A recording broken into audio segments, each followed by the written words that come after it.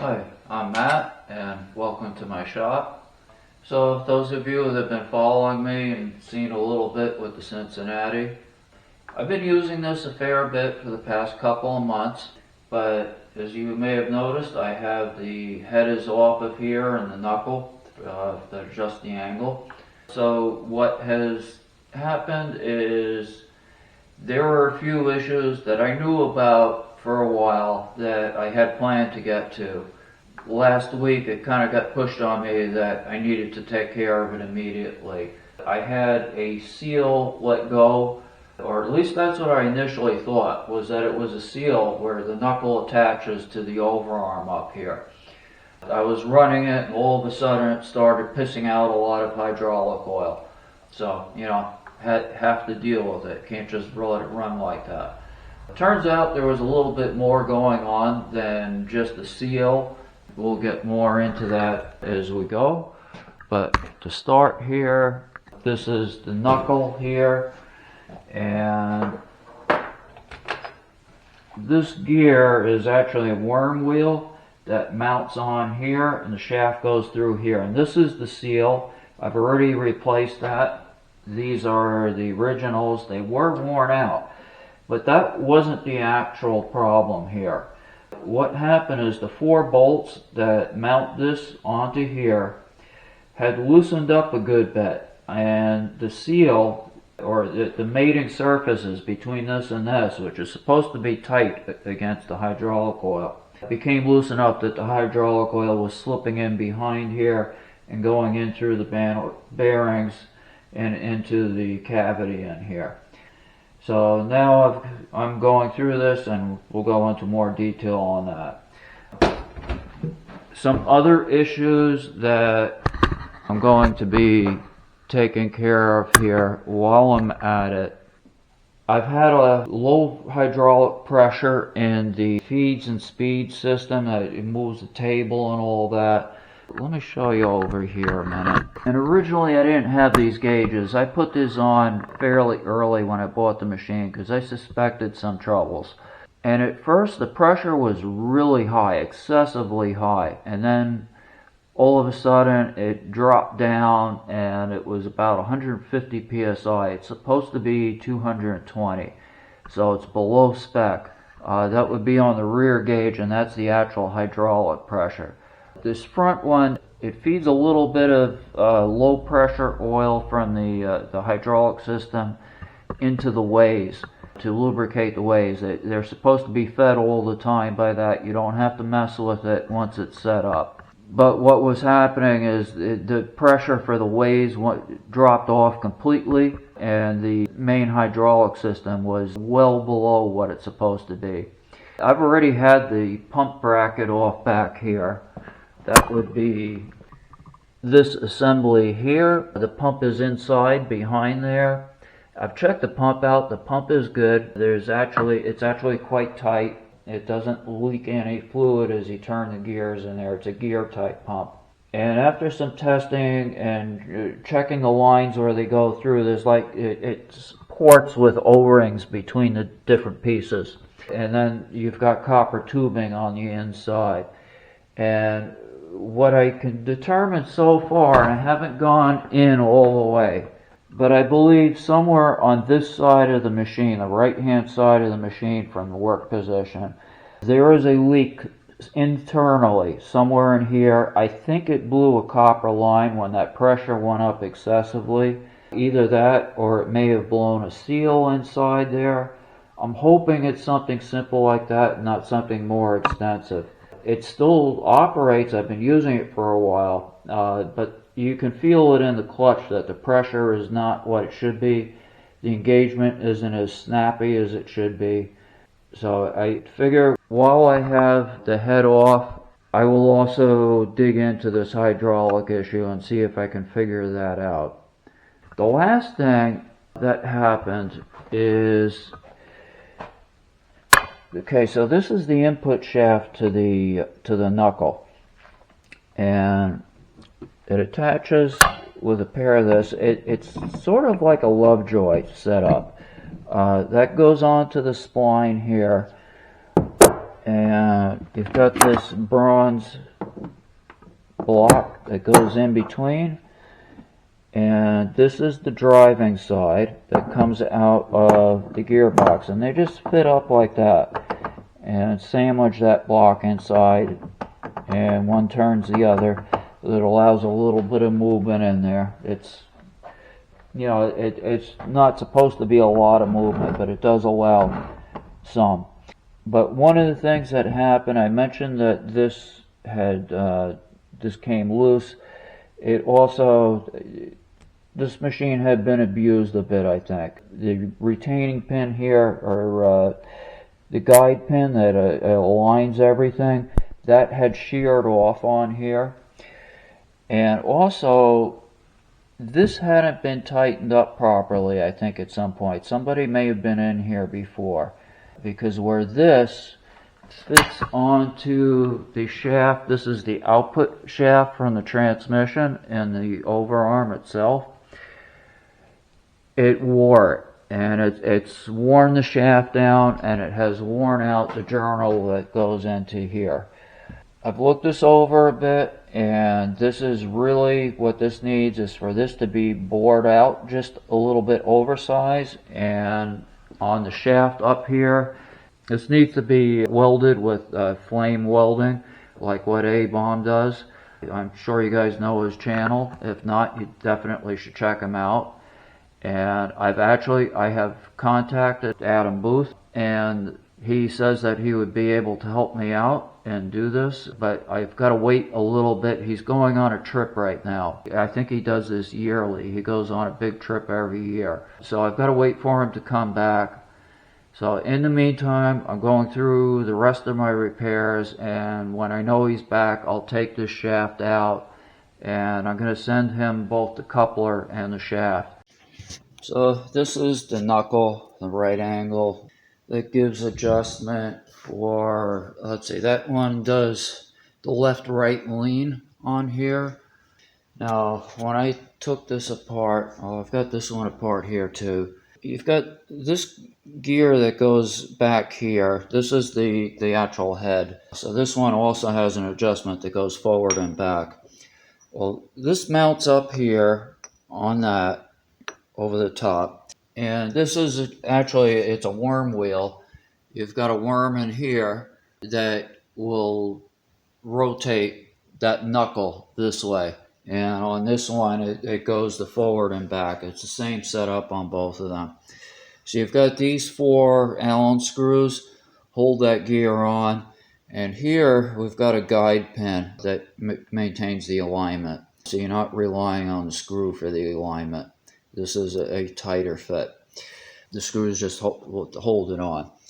So on the knuckle, what happened is the previous operator of this machine before I bought it, not the person I bought it from, because he was just a retailer that, you know, auction stuff.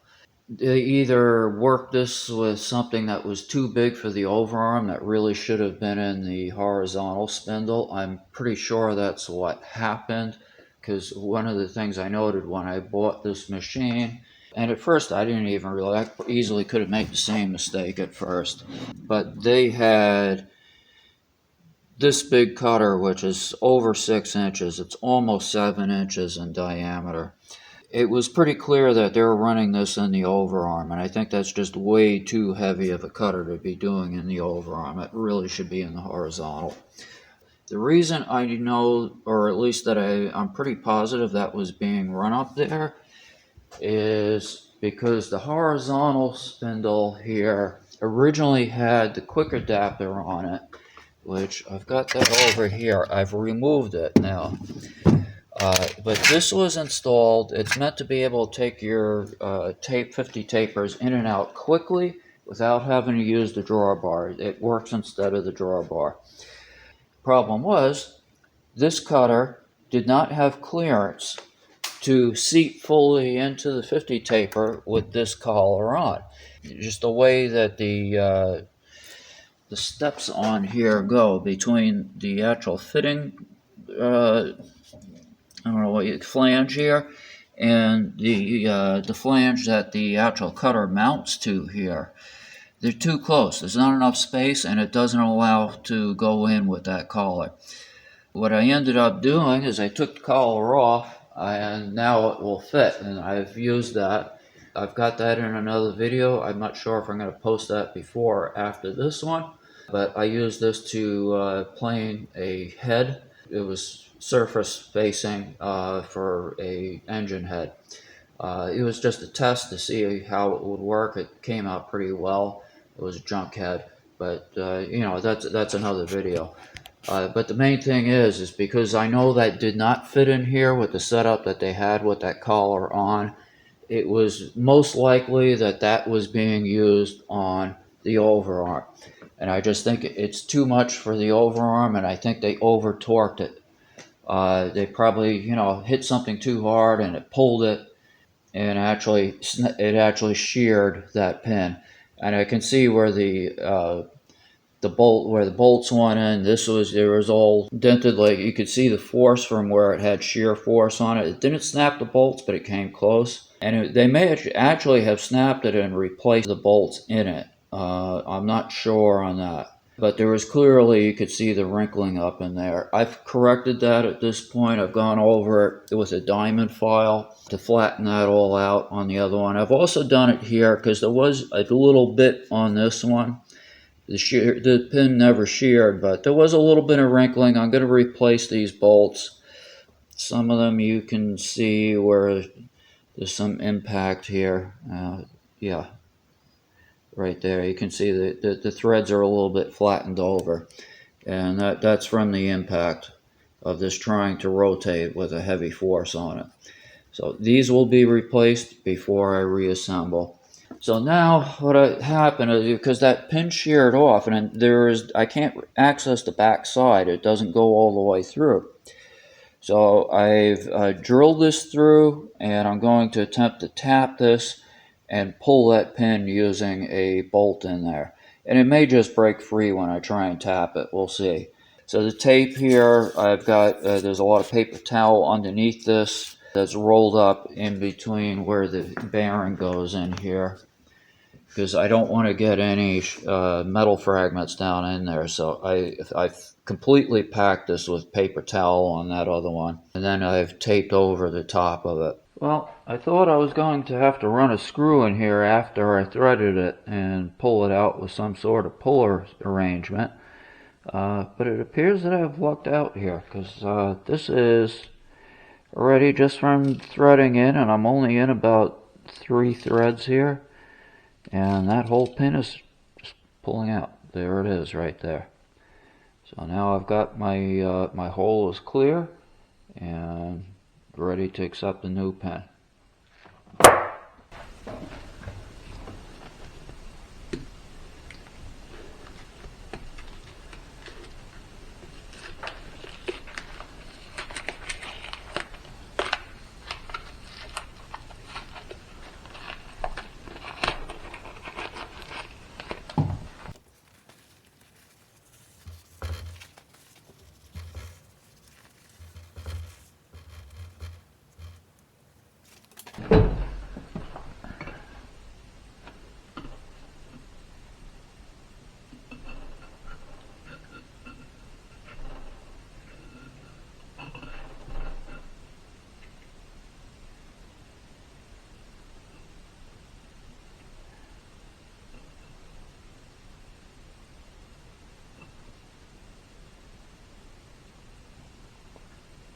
So right now I'm checking to see if there's any welt here where it has risen at the edge of the hole from the impact. It is very, very slight, but I do feel a little bit there when I put this on here. At certain points I can feel just the tiniest bit of rocking in there, right there. It's probably only about 1/1000th, but it is there. So I'm going to take the diamond file to this. I'm going to leave the paper in there and see if we can just get that a little flatter. I may need to do these too. Make sure it is in there and not a burr on here. Yeah, because in between that sits nice and flat. That one's alright. That one feels alright. A little bit on this screw hole here where the pin is. There's definitely on the pin. And a little bit there. So these three I have to do. So these are just cheap diamond, they're knife sharpeners really, but you know, they work good for this type of thing where I just want to take a very small amount off.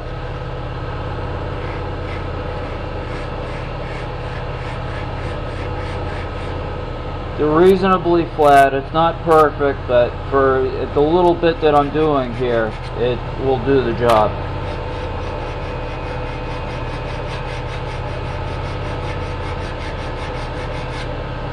And I'll probably go all the way around just to even everything up.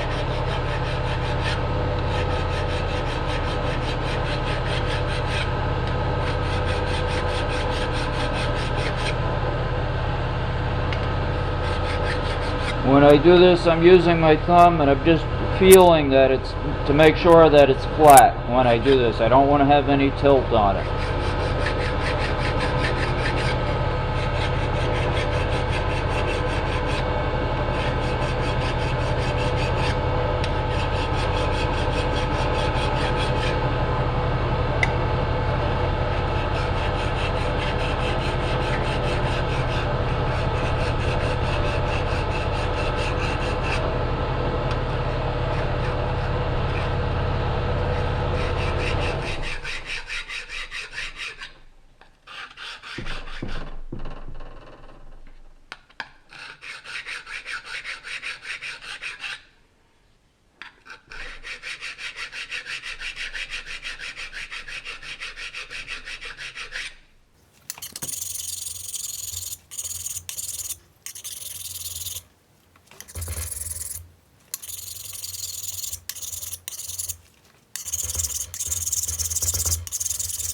So here I'm just continuing around so that it's even, because this is a sealing surface and that is why I need this to be flat with no raised parts on it.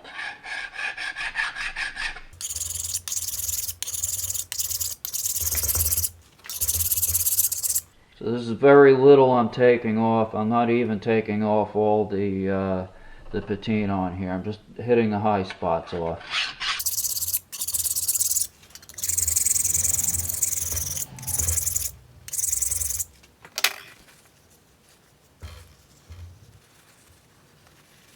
Maybe a little swarf in the hole at the bottom of this from where I drilled, so I gotta see if I can get that out before I pull the paper.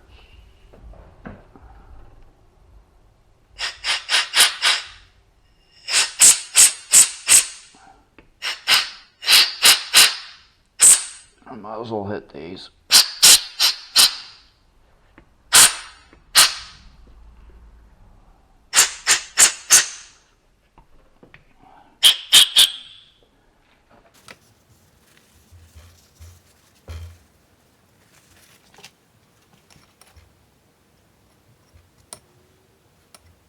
So that appears to have done it. I can't feel any kind of rocking in there at all. It sits perfectly flat on there.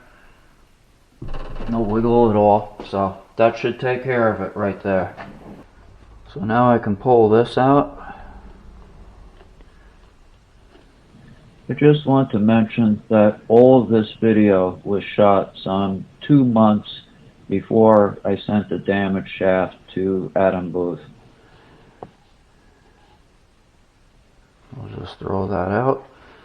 And this is ready for reassembly once I get my bolts in, and I need to make a new pin for this. Just want to show a quick shot of inside the gear cavity. So here's where we were working before. So I've gone in here. This was all packed with grease, though it had been thinned out because of the hydraulic leak. So it was grease mixed with hydraulic oil, which thinned it out. So I've cleaned all that out, Plus this grease has probably been in here for several decades and probably had, you know, micro metal filings in there just from the operation of the machine. So for the same reason you change the oil in your car, I wanted to get the grease out of this and we'll replace it. So I've just gone with paper towel and cleaned it all out. All the bearings on this and the fit between these two bevel gears is very, very tight. Especially the bearings. I mean, there's no end play in there at all or run out in there. So the preloading appears to be good on them. That's one of the reasons I really didn't want to take this all apart, because it feels really right the way it should be right now. And I don't want to take a chance of taking it apart and not getting it back into spec as good as it is right now. I'm actually quite surprised, as old as this machine is, that everything is as tight as it is. So I think once we get our repairs done, we should be in good shape as far as this goes. So just got done pulling the gearbox out of the top, and this is how I did it. I got one of these engine hoists. I used this to pull it. Now I had to use not the conventional setup, because the legs that balance the front of the arm, there's no room to put them under the machine. These typically slide up around an engine or under the hood of the, or under the front end of a vehicle. Put the legs in the alternate hole that's used for the stop when it's in storage, and laid them back like this, and put a little counterweight on the back, enough to balance it. And I've got the arm in the second from the last position. Yeah, it's in the 1-ton hole, which obviously I can't balance 1 ton because of this. Although if I put cinder blocks back there or something really heavy, I probably could. This isn't that heavy. It's just more than I'm going to lift out on my own by hand. So this made the job a lot easier. So here's the gearbox. This shaft right here is the one that's damaged. Let me see if I can get some light on here. I don't know if this is going to show on here, but you can see there's some scoring there. That is from the coupling that was sliding around on there. And I think it's probably a little bit undersized. And either way, the coupling is definitely worn. I can't do anything additive in there, so I think what I'm going to have to do is have that bore just a little bit and build this up. I mean, I probably could do this, but this is a critical item. The boring's not in it, that's easy, but the build up is an issue. So I think I'm going to send this out. So this is the inside of the gearbox, just the cavity, and those are the 3 shifting poles. They just slide the gears back and forth on the shaft, and these pivot so that they can maintain the right alignment.